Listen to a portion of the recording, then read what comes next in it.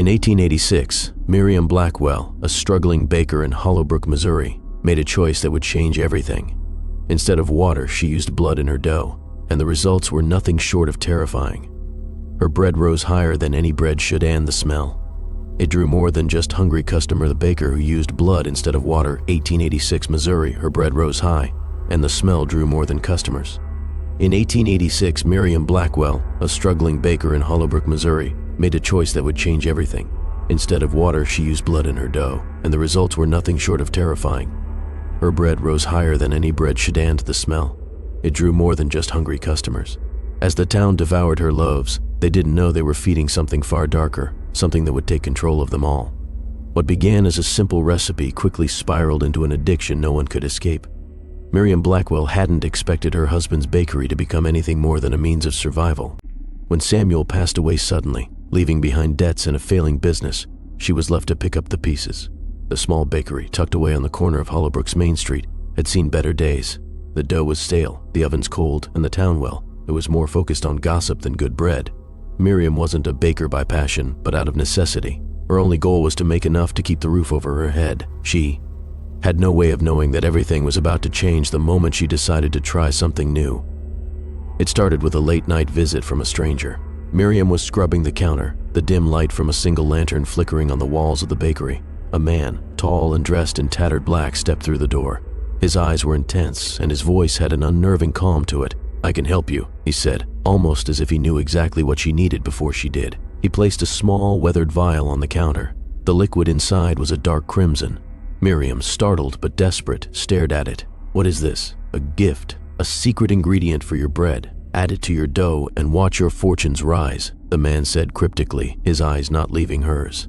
"You'll have customers lining up, and they'll never leave."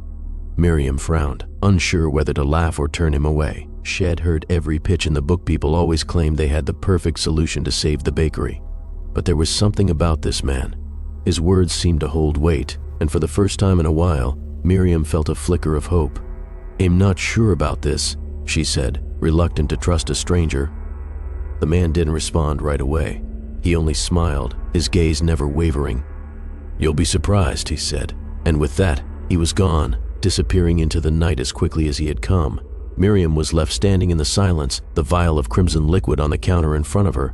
The skepticism in her chest gnawed at her, but something strange compelled her to try it. After all, what did she have to lose?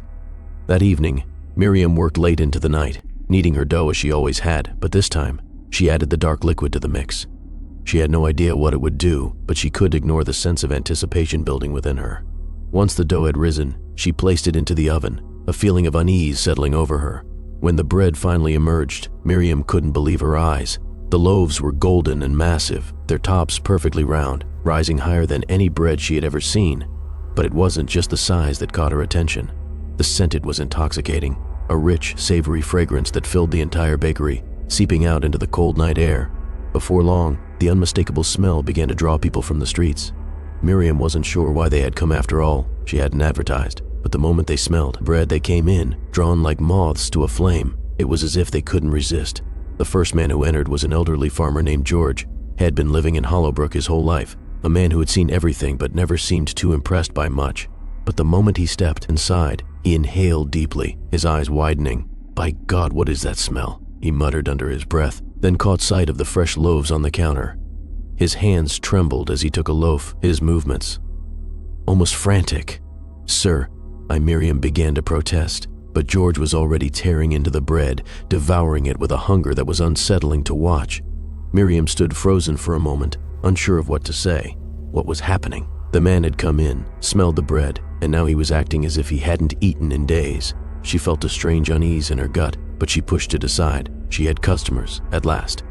But as George finished the bread, his face lit up with an expression she couldn't read. This is like nothing I've ever tasted. I feel like I could run a marathon," he said, smiling at Miriam with a wide, almost unhinged grin. "Really?" Miriam asked, still not sure what to make of it. "You feel that good after just one bite?" "More than good. I feel alive," he answered, his voice shaking. "He'll be back tomorrow, for more." As the night wore on, more customers came, each one as captivated by the bread as George had been, and with each loaf they seemed to grow more energetic, more animated, as if the bread were giving them a surge of vitality they hadn't known in years. Miriam was left standing behind the counter, watching as her bakery turned into a gathering place for the townspeople. The room buzzed with laughter and chatter, a stark contrast to the dull atmosphere of the shop just hours before. But as Miriam glanced at the bread, she noticed something unsettling. The customers weren't just satisfied. They were hungry in a way she couldn't quite understand. The next morning, George returned, and then more followed. People came from miles away, driven by the scent, by an unspoken force that Miriam couldn't explain. By noon, the line stretched around the block. Miriam's small bakery had turned into the beating heart of Hollowbrook. But as Miriam watched the people devour her loaves, she couldn't shake the feeling that something was wrong. There was a hunger in the eyes of her customers, a hunger that wasn't just for bread. It was something more, and she was starting to realize that this wasn't just a recipe for success. It was something far more dangerous. But what could she do? The bakery was thriving. The town was eating from her hands, and they couldn't seem to stop. What Miriam didn't know was that the bread wasn't done with them yet. This was just the beginning of a hunger that would consume them all. The next morning, Hollowbrook was a town transformed. People who had once ambled through their daily lives now moved with purpose, drawn by the tantalizing scent that wafted through the streets. Word of Miriam's bread had spread like wildfire, and by the time the sun reached its peak, her small bakery was packed with customers eager to get a taste of the miraculous loaves. Miriam, overwhelmed by the sudden influx, worked tirelessly to keep up with the demand. Each time the oven door opened, the loaves seemed to rise higher and higher, and the smell grew more intoxicating, stronger, as if it were calling to something deep inside the townspeople. She noticed that as each person entered, their eyes seemed a little more desperate, their hunger a little more urgent. But Sarah Jacobs, a schoolteacher, was the first to truly notice it. She had been the first to step into the bakery the day before, and like the others, she was overwhelmed by the irresistible aroma. Miriam had reluctantly offered her a loaf, unsure if she was ready to part with it. But the woman seemed so desperate, so hungry. When Sarah took that first bite, it was as though a switch had flipped in her. Her eyes widened as if she were seeing the world for the first time. This bread," she whispered, almost in awe. "It's like it's alive." She had barely finished the loaf before she rushed back to the counter for another, her hands shaking. Miriam, though puzzled, couldn't help but smile. She had never seen someone so moved by bread before, and there was something strangely satisfying in knowing that, for the first time in months, her bakery was thriving. But as the hours passed, Miriam began to notice something unsettling. The more bread people ate, the more energized they became. It wasn't just that they felt good, they seemed to glow with an unnatural energy, as if the bread had given them more than just sustenance. Sarah returned later that afternoon, her face flushed with a strange exuberance. Her step was light, almost as though she was floating. She grinned at Miriam. "I've never felt better in my life. It's as though I've been given new life." Her voice was brighter, her posture taller, her presence somehow more alive than Miriam had ever seen her before. Miriam tried to brush off the oddity.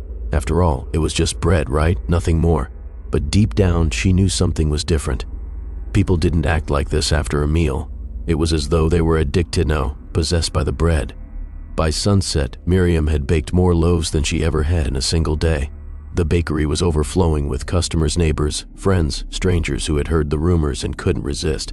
But as the hours passed, Miriam started to notice something darker, a hunger that didn't stop. People kept coming, even though they had already eaten. They weren't satisfied. It wasn't enough. George, the elderly farmer who had been the first to taste her bread, returned once again. His eyes were wide, bloodshot, and there was a strange desperation in his voice as he asked for more. "Please," he gasped, his voice shaking. "Just one more loaf. I can't stop thinking about it." Miriam was taken aback. It wasn't normal to crave bread like this, not even for a man who had worked the fields his entire life. But as George devoured the next loaf, his shaking hands tearing at the warm bread, Miriam felt a deep, gnawing unease settle in her gut. She stepped back and watched the crowd, her heart racing. The bakery had turned into a madhouse, people fighting to get to the counter, eyes glazed over with need. Their faces were a mix of exhilaration and something darker something. That seemed to cross the line between joy and madness. And then, the first sign of real trouble came. A woman, hysterical and frantic, ran through the door, her clothes torn, her eyes wide with panic. "I can't stop!" she cried, her voice frantic. "Two need more. I'm starving." Miriam tried to calm her down, but it was no use. The woman was shaking, almost trembling, and her eyes darted from the bread to Miriam, pleading for another loaf. As she begged, a strange thing happened. Her skin turned pale, her breathing shallow. It was as though the woman wasn't just hungry for food, she was hungry for something else. Then the woman collapsed. Panic rippled through the crowd. People started to shout. Some tried to help the woman, but others just kept eating. They tore through the remaining loaves with frantic hands, ignoring the woman on the floor, as if she didn't matter anymore. The bread was all they cared about. Miriam stood frozen, watching the chaos unfold before her. This wasn't just a bakery anymore. It was something else's something dangerous. She reached for the vial of blood the mysterious stranger had given her, the blood she had used in every batch. Her stomach churned as she realized what she hadn't understood before. This wasn't just food, it was a curse. The blood in the dough wasn't giving them strength or energy. It was taking something from them slowly, insidiously, and the more they ate, the more it demanded. As the sun set, Miriam found herself locked in the bakery, surrounded by the growing madness. The crowd was no longer interested in bread for its taste. They were obsessed, possessed by the need to eat more, to consume more, to feed whatever it was inside them that was waking up. Miriam's hands trembled as she watched her customers. She had unknowingly unleashed something far worse than an addiction. The blood in the bread wasn't just feeding them, it was feeding on them, slowly draining their will, turning them into mindless slaves of hunger. But the worst part? Miriam had no idea how to stop it. She had created something she couldn't control, and the town was falling apart in front of her eyes. As the last loaf was devoured, Miriam's heart pounded. She had fed them, but now it was too late. The bread was no longer just a recipe. It had become a beast, and it was hungry for more. The days that followed Miriam's realization were a blur. Hollowbrook had transformed from a quiet, sleepy town to a place of frenzied activity. The bakery was the new heartbeat of the town. Its scent carried on every breeze, drawing people in like a magnet. Miriam couldn't escape the growing sense of unease gnawing at her. The bread had taken on a life of its own, and it was feeding on the town's very soul. Every morning, as the sun broke over the horizon, the line outside the bakery grew longer. It wasn't just the same faces anymore. People were coming from neighboring towns, drawn by the rumors of the bread. Miriam could see it in their eyes before they even stepped. Inside, the hunger, the desperation. It was no longer just a craving, it was an obsession. Miriam's hands shook as she kneaded the dough, her thoughts consumed by the dark realization. The blood she had used in her bread wasn't just an ingredient. It was the thing that had given the bread power that the townspeople didn't understand and that she, herself, was only beginning to comprehend. Every loaf she baked was a little more dangerous than the last, and the more she baked, the more the curse seemed to grow. One day, Sarah Jacobs, the schoolteacher, returned to the bakery, her eyes wild with the same fever Miriam had seen in others. She had been one of the first to experience the bread's effects. She had been the first to feel its power. But now, Miriam could see it was different. Sarah's energy had become frenzied, her behavior erratic. "You can't stop it," Sarah whispered, her voice shaky. "I can't stop it. None of us can. It's too strong. It's not just food anymore. It's like it owns us." Miriam swallowed hard, trying to hold back the panic that was threatening to rise in her chest. "What do you mean?" she asked, her voice trembling despite her best effort to sound calm. "I mean," Sarah paused, her eyes darting around the bakery. I've tried to resist, but the hunger, it takes over, and the more I eat, the less I feel like myself. The more I crave it, the more alive I feel, but the more empty I become inside. It's like losing my mind." Miriam felt a chill. Sarah's words mirrored her own fears. The bread had become more than a simple addiction. It was controlling them, feeding on them, slowly taking their will, their essence. Before Miriam could respond, a commotion erupted outside the bakery. She rushed to the window and saw the source of the chaos. Several townspeople had started fighting over loaves, their faces twisted in rage. They were no longer acting like civilized people, they were like animals, fighting for scraps. Miriam's heart pounded in her chest. This wasn't just a minor disturbance. The town had descended into madness. As she watched, a man shoved another to the ground, kicking him in the stomach before reaching for the last loaf on the counter. "Stop!" Miriam screamed, her voice desperate, but it was no use. The crowd had already lost control. They were too far gone. She pushed through the door and into the chaos, her hands raised, pleading with them to stop, but they ignored her. They were too focused on the bread, their eyes glazed over, wild, consumed by their hunger. "What's happening to you?" Miriam whispered, more to herself than anyone else. This wasn't supposed to happen. She backed away slowly, her heart racing. She knew then that the bread wasn't just feeding them, it was turning them into something else, something dark, something that couldn't be undone. As she stumbled backward into the bakery, a thought flashed in her mind, a horrifying thought. What if she couldn't stop it? What if she couldn't undo what she had created? And then, the unexpected happened. The bakery's door slammed shut behind her, and Miriam turned to see a figure standing in the doorway. It was Thomas Hale, the same man who had given her the vial of blood. "What have you done?" he asked, his voice low and calm, almost too calm for the situation. Miriam's pulse quickened, and for the first time, she felt a chill that had nothing to do with the cold air. "I didn't mean for this to happen," she said, her voice shaky. "I never knew it would go this far. What do I do?" Thomas didn't answer immediately. Instead, he stepped forward and placed a hand on her shoulder, his touch cold, sending a shiver down her spine. "It's already too late, Miriam. The blood wasn't just an ingredient. It was a key to unlocking something ancient. The town's addiction isn't just physical, it's spiritual, and now that it's been unleashed, there's no going back." "What do you mean?" Miriam asked, her voice trembling. "What do you want from me? You knew what this would do, didn't you?" Thomas nodded slowly. "I knew. The blood is part of an ancient pact, a ritual that has been passed down for generations. It's a dark force, one that feeds on the lives of others, making them dependent on it. And the more they eat, the more it strengthens. You've fed it. Now it's feeding on them. But I can't stop it. I've tried, Thomas. I've tried everything." Miriam cried, her hands gripping her hair. "I never meant for this to happen. I never meant to hurt anyone." Thomas looked at her with an unreadable expression. "It's not about what you meant. It's about what's been set into motion. The bread is no longer just an addiction. It's a force, and it won't stop until it's consumed everything." Miriam felt her legs give out beneath her, and she sank to her knees. "Then what can I do? What can I do to stop it?" Thomas' gaze softened, but there was something dark in his eyes. "The only way to stop it is to destroy the source, the bakery, the blood, all of it. But once you do, there will be consequences. The curse will come for you." Miriam's chest tightened with fear. The bakery was all she had left, the one thing that had given her purpose after Samuel's death. But now, it had become a nightmare she had created. But there was no time to waste. The town was already crumbling around her. The people she had once known were lost, consumed by their addiction. "I'll do it," she whispered, her voice barely audible. "I'll destroy it. I have to." Thomas nodded, his face grim. "Then you must act quickly. The bread's power is already spreading beyond the town. If you don't act now, it will consume everything." With that, Miriam stood, determination filling her. She had no choice.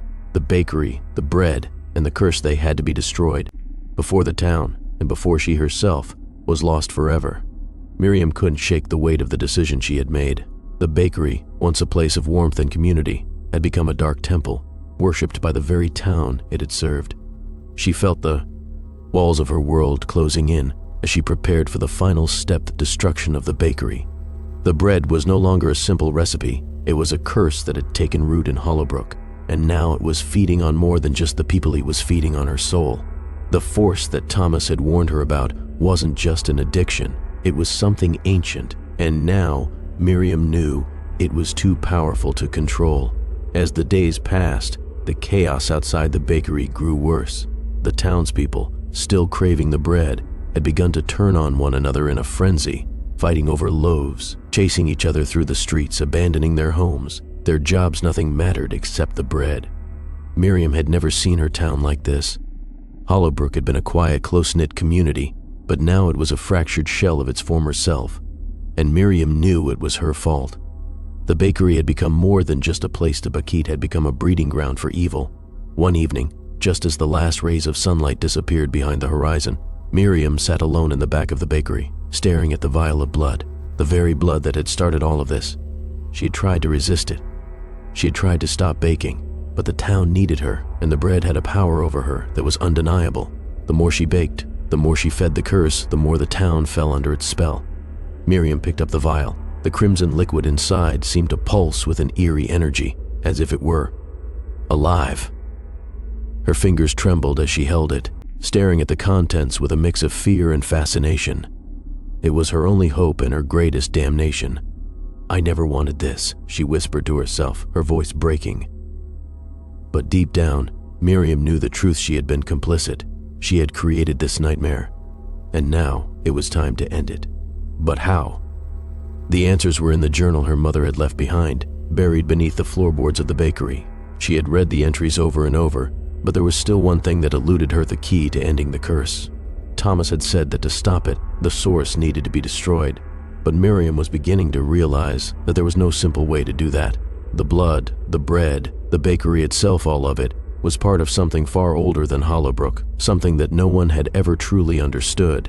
Suddenly, the door to the bakery creaked open. Miriam quickly wiped away a tear and turned toward the sound, expecting to see Thomas. But it wasn't Thomas who stood there. It was George, the farmer, the first person to try her bread.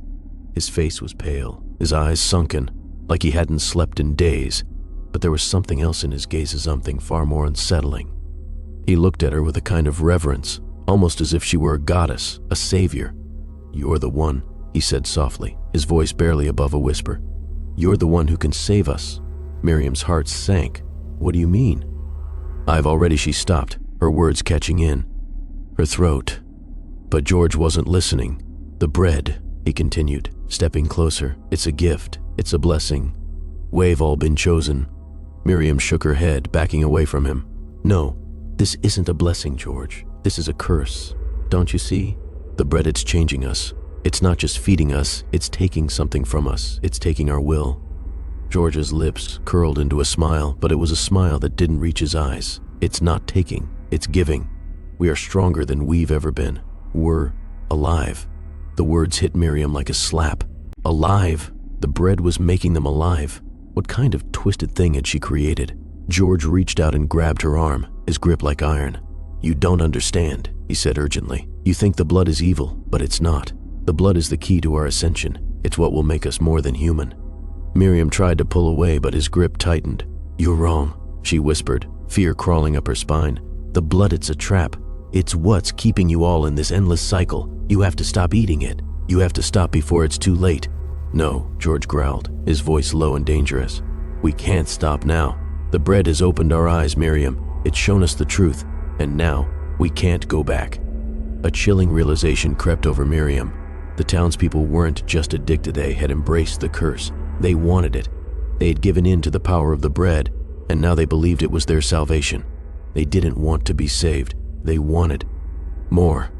In that moment, Miriam understood the full horror of what she had done.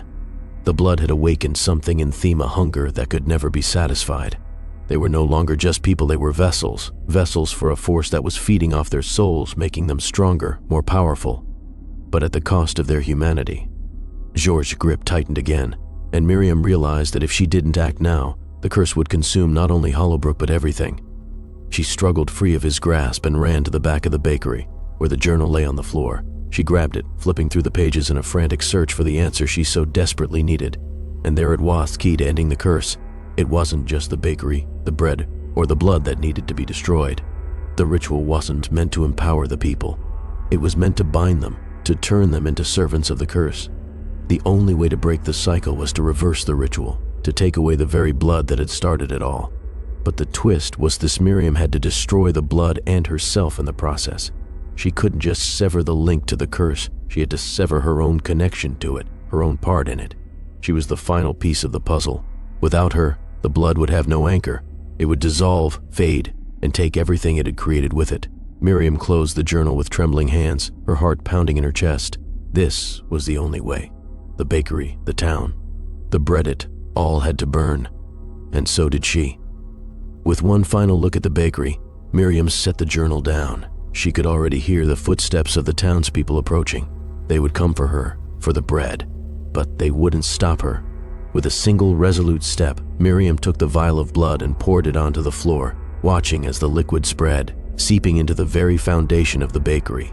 The flames that had been building inside her for so long began to rise, threatening to consume everything in its path. As the blood dissolved into the earth, so did the curse.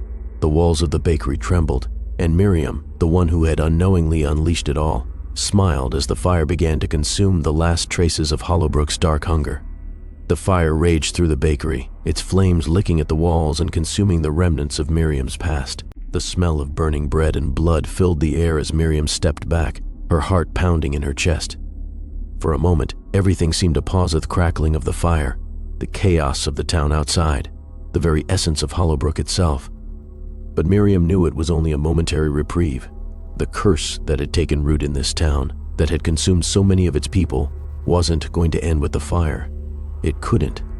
There was one thing she hadn't anticipated, something she had been too blinded by guilt and fear to fully consider. The bread, the blood, the curse, they were never just about the bakery, the town's connection to the ritual wasn't over. It couldn't be undone with a fire. The bread had already consumed too much, fed too deeply into their souls. Hollowbrook was not just a town, it was a vessel, a sacrifice to the forces that had long slept beneath the earth. Miriam's throat tightened as she thought of the people she had doomed, the ones who had once been her neighbors, her friends, George, Sarah, the children who had once sat in her classroom on nothing more than hollow shells, their bodies full of an endless hunger. The fire was consuming the bakery, but the hunger inside her town was still burning, threatening to spread across the land. And Miriam was the one who had fed it. Her breath caught in her throat. There was one last chance to break the curse, and it didn't lie in the flames. The answer had been in front of her all along: blood, the bakery, the people of Hollowbrook. It was all tied to her. The journal her mother had left her had warned her of this very moment. It had told her that to break the cycle, to end the curse, someone had to give up everything. The ritual demanded a final offering, a sacrifice. Miriam had tried to escape this truth, to resist the inevitable. But now, staring into the flames, she knew the sacrifice was hers. She had to give herself up to destroy the curse. She had been the one to bring it into Hollowbrook, and only she could end it. The bread, the blood, the people, they were all reflections of her own hunger. They had been drawn to her, fed by her, and now it was time to pay the price. Miriam stumbled toward the back of the bakery, where she had hidden the remaining vial of blood, the last of it. She knew she couldn't destroy it by fire. It had to be cleansed, purified, and the only way to do that was with her own blood. The ritual wasn't just about what she had given them, it was about what they had taken from her very essence. And now, to undo it, to break the chain, she had to give it all back. Her hand shook as she uncorked the vial. She felt the weight of the moment pressing down on her chest, suffocating her. This wasn't just a choice, it was an end. But as her fingers touched the vial, a voice called from the doorway. Miriam. She froze, her heart stopping. The voice was low, familiar, and full of something that made her blood run cold. Thomas Hale, the man who had given her the vial in the first place, the man who had known all along what would happen. He stood there, his shadow stretching across the room, his face unreadable as always. "You shouldn't do this," he said, his voice strangely calm. "You think this will stop it, but it won't. The blood is already part of the land now. It's already spread. The people are already too far gone." Miriam's fingers curled around the vial, her eyes narrowed. "I have to end it, Thomas. I don't care what it costs. I've done enough damage." "No," Thomas replied, stepping closer. "You don't understand.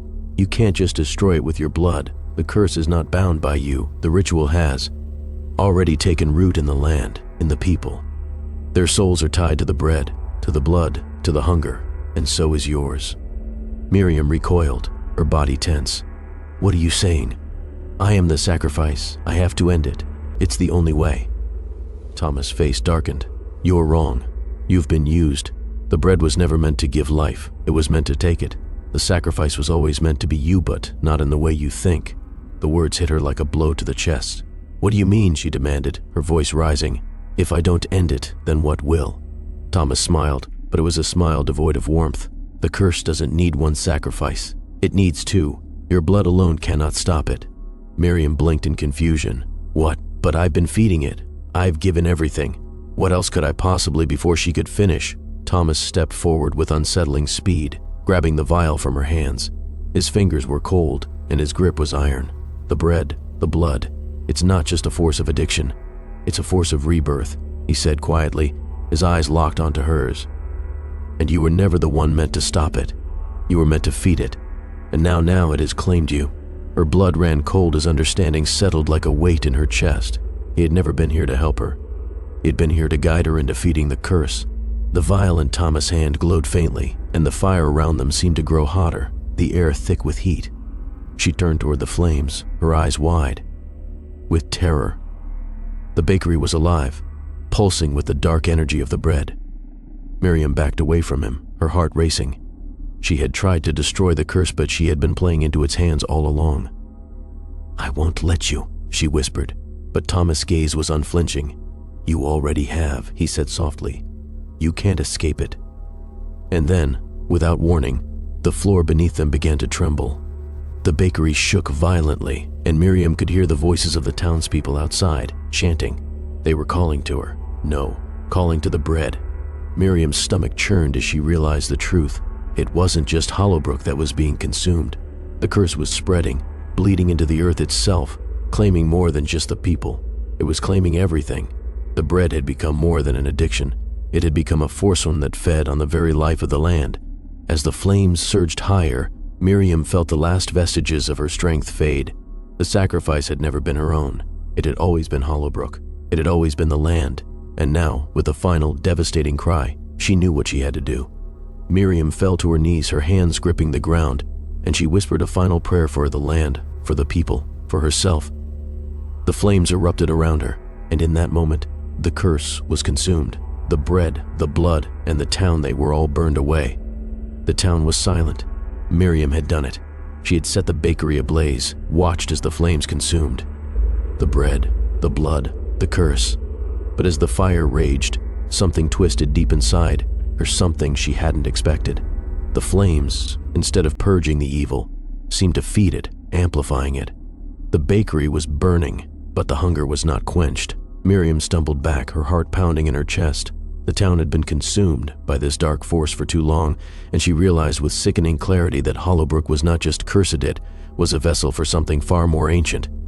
The blood that had been used in the bread, the ritual that had begun with her family, had woken something beneath the earth, something that wasn't going to go down with just a few flames. Outside, she could hear the sounds of the townspeople, their voices rising in a chant, a maddening frenzy. It wasn't the frenzy of addiction anymore. It was something darker. They were no longer fighting for the bread, they were calling for it. The town had become a living, breathing entity, and its heart, the bakery, was now the pulsing center of this horrific force. Miriam ran to the window, watching as the townspeople gathered, their faces wild, their eyes glazed over. They weren't just looking for bread. They were waiting for something, waiting for the next stage of the curse. It was no longer about food. The bread had transformed them, had bound them to the earth in a way she couldn't understand. She tried to breathe, tried to steady herself. There was only one way to stop it now, and it wasn't through fire. The bread had fed on their souls, yes, but the blood that had started it all, it was the true anchor. It had to be destroyed. The blood wasn't just a key to the curse. It was a bridge between the land, the people, and whatever force had slumbered beneath them. But where was the blood? Miriam's eyes scanned the ruins of the bakery. She had poured the last vial on the floor. She had watched it dissolve into the earth, but now, she feared, it had been absorbed into the very roots of the town, anchoring the curse even deeper. The earth trembled beneath her feet. Her blood ran cold. It was happening. She turned, searching frantically for a way out. The fire that had once seemed like a purging force was now a catalyst. The flames had awakened the curse, amplified it in ways she hadn't anticipated. The more the fire raged, the more the town responded. The hunger wasn't just in the people, it was in the very soil beneath them. The very land was now tied to the curse. "Miriam!" a voice called, cutting through the chaos. She turned, her heart leaping into her throat. It was Thomas. He stood at the door, his expression twisted with something between regret and satisfaction. His eyes locked with hers, and for a moment Miriam thought she saw something familiar in him, something human. But the moment passed, and his gaze hardened. "You should have known," he said, stepping into the room with that same unsettling calm. "You've done it now. The blood has taken root. The town has crossed over." Miriam shook her head, desperation seeping into her voice. "What do you mean? This wasn't supposed to happen. I destroyed it. I destroyed the blood." Thomas took a step closer, his voice low, almost gentle. "You destroyed the vial. But the blood isn't just liquid, Miriam. It's part of something far older than you can understand. The ritual isn't finished.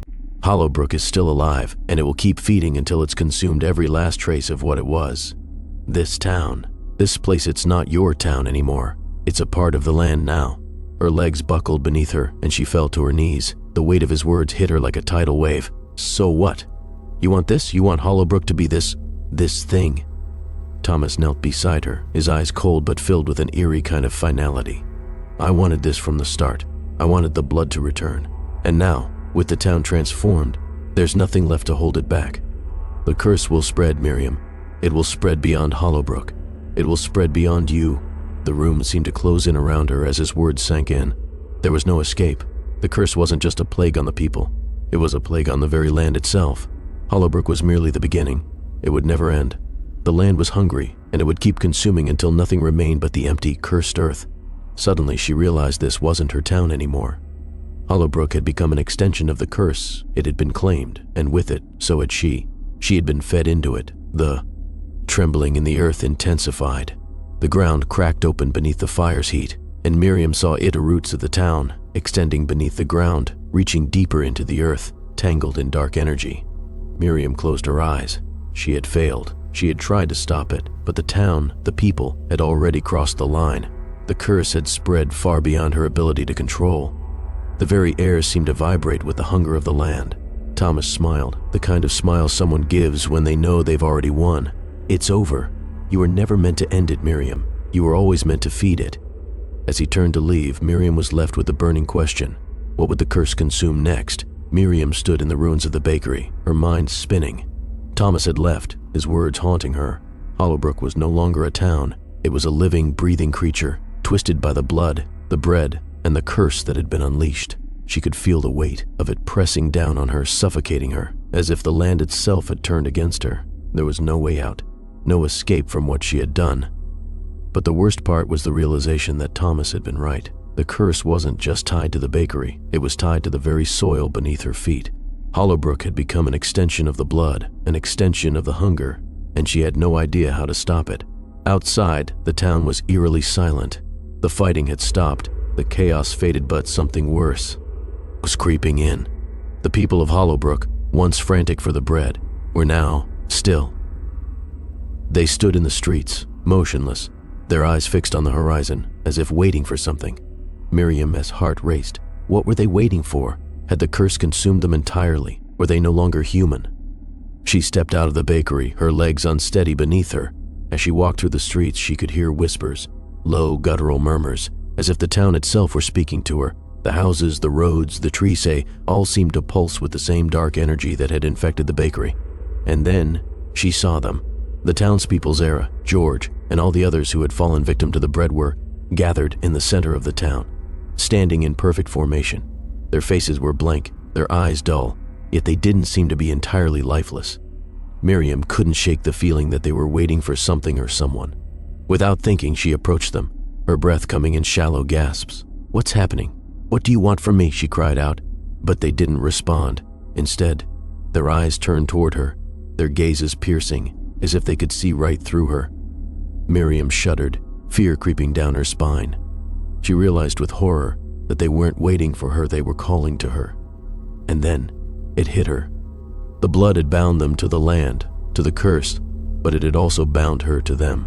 She was part of the cycle, part of the ritual, and the only way to break it was to sever the connection once and for all. But there was a price she wasn't sure she was ready to pay. The wind picked up, swirling around her, and the whispers grew louder, more urgent.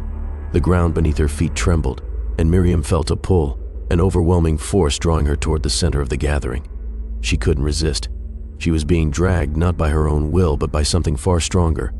As she reached the center of the townspeople formed a circle around her, their eyes fixed on her with an unsettling intensity. They didn't speak, they didn't move, but their presence was suffocating, overwhelming, as if they were feeding off her every breath. Miriam felt her pulse race. She understood now. The curse wasn't just about hunger, it was about control. The blood, the bread, the ritual, it had all been leading up to this moment, and Miriam was the key. She had been the one to unleash the curse, and now she had to be the one to end it. But as the weight of the situation crashed down on her, something else happened. A voice, cold and distant, echoed in her mind. "You cannot break it. You are the sacrifice." Miriam stumbled, clutching her chest as the voice filled her head. She had been a fool to think she could escape it. The curse had already taken root, and now it was too late. There was no way out. She had fed it, she had given it life, and it was going to consume her, just as it had consumed everyone else. But as the voice grew louder, something inside her snapped. She wasn't going to let it take her. She wasn't going to let it win. With a surge of desperation, Miriam dropped to her knees, her hands pressed to the ground. She reached deep within herself, searching for the strength to break free from the curse. The blood, the bread, the land, they were all connected, but so was she. She was the one who had started it. She was the one who could end it. "I won't be your sacrifice," she whispered through gritted teeth. The ground trembled beneath her. The air around her grew thick, suffocating, as if the very earth was resisting her. But Miriam wasn't afraid anymore. She was done running, done hiding. She was going to destroy the curse, even if it meant destroying herself in the process. With a scream, she plunged her hands into the earth, feeling the blood the curse is seeping into her skin, into her very soul. The power was overwhelming, suffocating, but Miriam didn't fight it. She embraced it. She let it consume her. The town screamed in unison, a sound that echoed across the land, a final desperate cry. And then, it was over. Miriam felt herself falling, the ground giving way beneath her. The curse had been severed. The town was free. But as the darkness took her, she knew she had paid the ultimate price, and Hollowbrook, at long last, was free. Miriam awoke, but not as herself. Her eyes fluttered open, her body aching from the intense surge of energy that had torn through her just moments before. The ground beneath her was cool, the earth soft, as though she had fallen into the very roots of Hollowbrook itself. Her hands trembled as she slowly rose to her knees, the weight of the curse lifting. Yet something felt wrong. For a moment, everything was still. The fire that had ravaged the bakery had faded to smoldering embers, the smoke rising into the sky, but the land itself still seemed alive. The air hummed with an electric charge, an unsettling calm that vibrated through her bones. Miriam looked around, realizing with a cold shock that she wasn't in the center of the town anymore. She wasn't even in Hollowbrook anymore. It took a moment for the full weight of her realization to hit her. She was standing on a vast, barren landscape, nothing but endless stretches of cracked earth and darkened sky. The faint silhouette of Hollowbrook was far behind her, reduced to a blur in the distance, as if the town had been consumed entirely by the curse. Miriam's breath caught in her throat. How could this be? She had broken the cycle, ended the curse. She had sacrificed herself, giving everything to destroy the evil that had plagued the town. Yet here she was alive, alone. "What is this?" she whispered, her voice hoarse. And then a sound. A low, deep rumble that seemed to come from beneath the earth itself. The ground shook, and Miriam staggered back, her heart racing. A figure rose from the cracked earth before her, emerging from the darkness like a shadow. Thomas. His expression was not the one she remembered. There was no smugness in his eyes, now only a cold emptiness. His form seemed to flicker, almost as if it were made of smoke, fading in and out of existence. "You should have known, Miriam," he said, his voice distant, hollow. "The curse was never about the town, it was about the land, and you never destroyed the source." Miriam felt her stomach drop. "What do you mean?" "Two gave everything. I destroyed the bakery, the blood, the bread."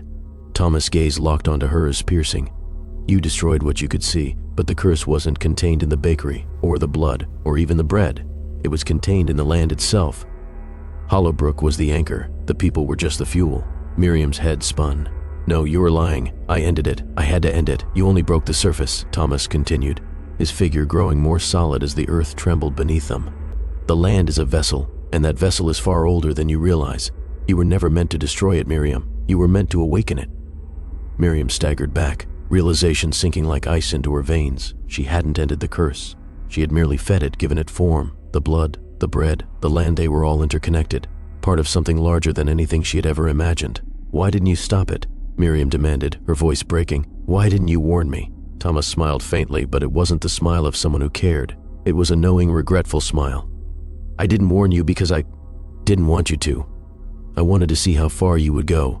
You were never meant to break the cycle. You were meant to become it." With that, the ground cracked wide open, a deep chasm forming between them. The earth seemed to call to him, pulling him toward it, as though it had been waiting for his return. Thomas stepped backward, disappearing into the depths, his voice echoing from the darkness. "The curse can never be truly destroyed. It just needs a new vessel. It needs a new loaf." Miriam stood, her legs trembling as she fought to process the truth. The curse had never been just a town or a bakery, or even the people. It was a force, a being that had lashed itself onto the land, and it would continue to feed.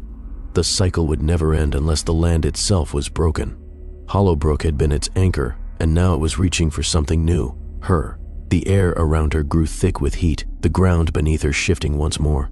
And then she saw it. A single loaf of bread, perfectly baked, glowing with a soft, menacing light. It appeared before her, hovering just inches above the cracked earth, as if waiting for her to reach out and take it. Miriam's breath caught in her throat. The bread, the final loaf. She was its next vessel. With trembling hands, she reached for it, her heart heavy with the knowledge that this was the ultimate test. The curse had come full circle, and now she had to make a choice. Take the bread, embrace the curse, or destroy it for good. Miriam's eyes flickered to the horizon. There was no escaping it. She could feel the pull, the hunger calling to her. It was stronger than anything she had ever known, pulling her closer to the bread. But in that moment, Miriam made a decision. She could feel the power in her own blood, the strength of the sacrifice, and she knew that if she allowed the bread to take her, if she fed it, Hollowbrook's nightmare would spread again, across more towns, across the entire world. She had to destroy it. With every ounce of strength she had left, Miriam stepped back from the loaf, her hands shaking. The earth screamed beneath her feet, but she held her ground. And with one final cry, she slammed her foot down on the loaf, crushing it into the earth, watching as the light that had once emanated from it faded into darkness. The curse, at last, was broken, but as the dust settled and the ground stopped shaking, Miriam could only wonder, had she truly destroyed it, or had she merely delayed the inevitable? Miriam stood in the center of the barren landscape, her breath ragged and uneven, as the final remnants of the curse began to dissolve into the air. The land, once choked with dark energy, was now eerily quiet. The wind had stopped howling, the ground had ceased trembling. For a moment everything was still. Miriam closed her eyes, letting the silence wash over her, unsure whether the destruction she had just caused was enough to rid Hollowbrook of the cursor, if it had only been the beginning of something worse. Her hands, once trembling, now rested at her sides. The weight of what she had done settled on her like a thick cloak.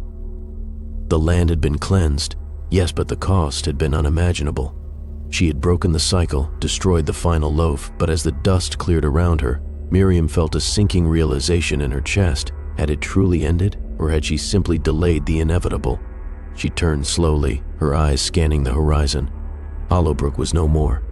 The town had been consumed by the very curse it had given birth to. The buildings were gone, reduced to rubble. The streets were cracked and lifeless. The people once thriving had long since disappeared.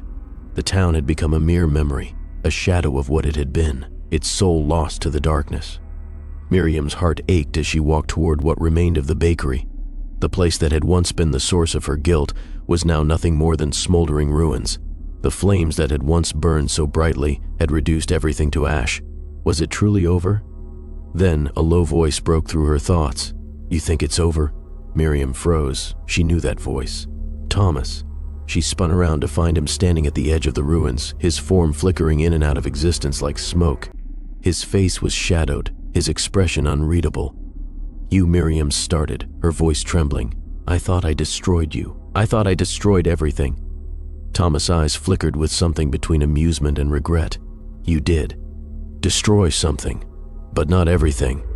"What do you mean?" Miriam asked, fear creeping into her chest. "The town, the land, the bread, it's all gone. The curse, it's over."